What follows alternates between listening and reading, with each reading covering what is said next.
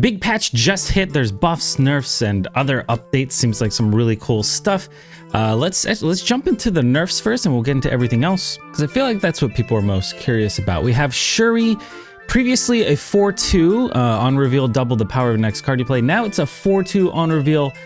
If the next card you play is here, double its power. So it has to be in the same lane. This is a pretty interesting nerf to Shuri. I guess she can't be played with Cosmo anymore. And then also Arnim Zola can maybe not really work with her. I mean, there weren't too many people playing Arnim decks with Shuri anymore, but it used to be Shuri. You play the big card in a different lane, then you Arnim it and you kind of win. That's kind of not a thing anymore. But okay, so they do change Shuri quite a bit here. I think this is good. Yeah, also Valkyrie, quite good to hit Shuri now. We got a Leech going from a 5-3 on reveal, remove abilities from all the cards in your opponent's hand, to now 5-3 at the start of turn 6, remove all abilities from cards in your opponent's hand. Okay, so he's no longer on reveal. He's something that has to stick on the board. It's never been our goal for Leech to be a heavily played card. We understand that's been a frustration lately with it's happening. Usually it's a finisher. Seems like they never intended on Leech being a heavily played card. Not really fun to play against, right? So I guess they're trying to address that. In the past, they tried to weaken the stronger cards in those decks instead of just ruining Leech, but it's been a balance and design obstacle. So they're kind of just removing the early Leech, which I think is a step in the right direction. He's still good, right? I think the main problem with Leech was that you could feed him into the Lockjaw, his effect would go off, and his downside would be completely mitigated because, well, you would just not really have that tempo loss because you'd turn him into something big like a Magneto or I don't know, a Thanos or whatever.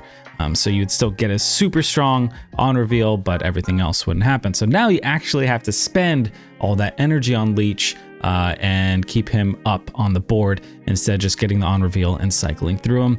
I think this is a good change. We have Lockjaw going from a 3-2 after you play a card here, swap it with a card in your deck. And after the update, it's 3-2 after you play a card here, swap it with a card in your deck, but once per turn. So it can only happen once every turn. That's also really good. I like this a good amount. This is, wait, so Jane Jaw is still going to be good, right? But stuff like Thanos Lockjaw decks will maybe not be as strong. You won't be able to just put in 3 stones, cycle out 3 huge cards, and just decimate your opponent, and you kind of win if that happens. It's still good, still keeps the integrity of Lockjaw, I think. Let's see what they say. Lockjaw is a fun and exciting card, but each trigger of this good boy basically draws a card and generates up to 6 energy at random. It's a lot of variance. Yeah, okay, no, this is definitely true. Limiting Lockjaw to 1 swap per turn forces the player to develop their board without letting them sprint ahead. This makes Lockjaw simpler to play against and less potent in decks that have lots of cheap cards like Thanos. Yeah, so Thanos Lockjaw was kind of the issue. And this kind of just mitigates that issue. So I think we like that, right? It'll still be good in Jane Jaw. America Chavez was a 6-9. You always draw this card on turn 6 and not before. Now it's a 6-9. Starts at the bottom of your deck. Draw it on turn 6. Okay, this is to get around Yondu stuff, I think. Also, they're changing, you know, with the Howard the Duck card coming out. He's going to look at the top card of your deck or whatever. So maybe Chavez somehow interacts with that. There's got to be more of a reason why they're doing this. But previously, if you were about to draw Chavez, you just draw your next card instead. This means over the course of the game, she's more likely to be the top card in the deck. Okay, yeah, so unimportant outside of Yondu, yeah, it's probably because it limits their ability to interact with the top of your deck. So probably Howard the Duck sort of stuff. Or was it Iron Lad? Maybe Iron Lad and Howard the Duck. Jubilee, a 4-1 on reveal. Add a card from your deck to this location. Now it's a 4-1 on reveal. Add the top card of your deck to this location. Okay, so it cannot pull Chavez, but with Howard the Duck, you can kind of see what you're going to pull and decide if you want to play Jubilee or not. Some of our players remember a time where Jubilee had this ability. Back then, Jubilee would be a 4-10. as she pulled Chavez very consistently. We decided at the time to change Jubilee's effect instead of Chavez's. The former was a much simpler change. However, we're looking to design cards to interact. So, okay, so this is actually quite good then, because they're gonna make sure Chavez is on the bottom, Jubilee pulls from the top, so they don't really mess with each other. Jubilee isn't a guaranteed 410.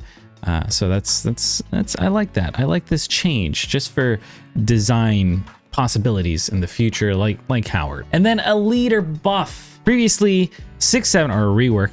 On reveal, copy all cards that your opponents played to the location right here, but on your side, which I still don't understand how this works. Update 6-2 on reveal, copy the enemy cards with the highest power played this turn, but on your side. This is a huge change, right? I think leader might be pretty good again if they just end up playing She-Hulk Taskmaster. You're gonna be able to get both She-Hulk and Taskmaster on your side, so that's pretty nice actually. Maybe a good little counter to Shuri decks.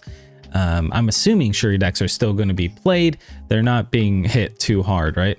We were clearly too harsh on leader with his previous nerf, and we're dismayed that that action became a go-to example of how ruinous a nerf might be. So they don't want to absolutely destroy these cards. They just want to make them less strong. So I do think they went a little bit too far with leader, and I'm always scared they're gonna like go too far with cards in the future. But this is a step in the right direction. They're like, hey, we nerfed him too much. We're gonna unnerf him, right?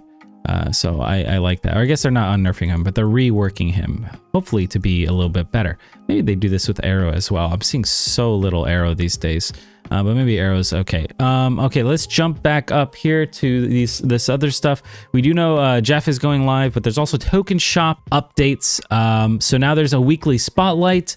When a card is released, it's available, you know, in a section of its own. We also have ultimate variants in their own section, and then series 4 and 5 cards in their own respective section as well. So you're gonna have 3 different rotating sections here, it would appear, in your token shop, which is very good. I didn't want to buy Snow Guard, but I did, you know, want to look at ultimate variants, and I just couldn't because Snow Guard was just stuck there. I know this is really first world problems, so I'll just move on. But we got a game board update, some updates to our game board. Check out new art and FX. What? A game board update? I would love to see this. Interesting. I hope I don't have to redo my graphics. Seasonal series dropped. Some cards have dropped from 4 to 5 and 5 to 4. Yeah, so we knew this was coming. Ghost, Stature, and MODOK all dropping, and Shuri, Bast, Valkyrie, Super Skrull, and Black Panther all dropping. I think Shuri and Bast and Valk, I mean, these are all very, very good cards. Shuri is still good, I think. We'll have to see, but I think Bast, Valkyrie are just killer cards. We'll have to see how the meta shapes up because this is quite a big patch. We'll have to see how things shape up, but those are probably going to be good purchases, probably. Also, players that reach Infinite will only match against other Infinite. Wait. So, am I only going to match against Infinite players now? That would be great, please. I mean, I assume that's what it's saying. When you tap on a card for more details in the shop or collection, the card detail screen now features artist credits, card series label, series 3, 4, 5, and variant rarity label, rare, super rare, or ultimate. Ooh, okay. When inspecting cards in the game, you can now flip them to see the card back in full detail. Ooh. Also updated other areas of viewing card backs to show their 3D. That's really cool. After roughly 10 hours of gameplay in a day, players will stop earning season pass experience from gameplay for the remainder of the day. Oh, interesting. Okay. I'm assuming some people were exploiting this. Not me. So this is probably a good thing. Collection level track has been extended. Oh, that's good. Yeah, because some people maxed out. This is great for those people who are wailing really hard. Also, new sounds for Squirrel Girl drag. I assume that means when you're dragging her across the board left and right, she's going to give a different sound. New sounds for Camp Lehigh. Hope I'm saying that right. And then voiceover support for Thai and Indonesian. Oh, I thought these were like locations. I mean, they are locations. Sorry, I just woke up. But I was like, I thought these were locations within the game. I was like, I don't remember. I need coffee. I would show this on my game right now, but I keep getting this error. This has been happening for 30 minutes for me. We do have some leaks here, I guess, of upcoming variants from the June season pass. It's going to be Spider-Verse themed, it would seem. We will have Ghost Spider. All this other stuff. I will probably jump into this in a separate video. You know, another Spider-Man variant, and then we got Spider-Ham here. So we will go over this later. But I hope you guys enjoyed. This is a big patch, so I hope it shakes things up and makes them a little better. I know a lot of people were not enjoying the meta too much. So hopefully we can go back to a really fun, enjoyable meta. And also hoping that I can log into the game soon. But yeah, I keep getting this error. Thanks for watching. Good luck on ladder.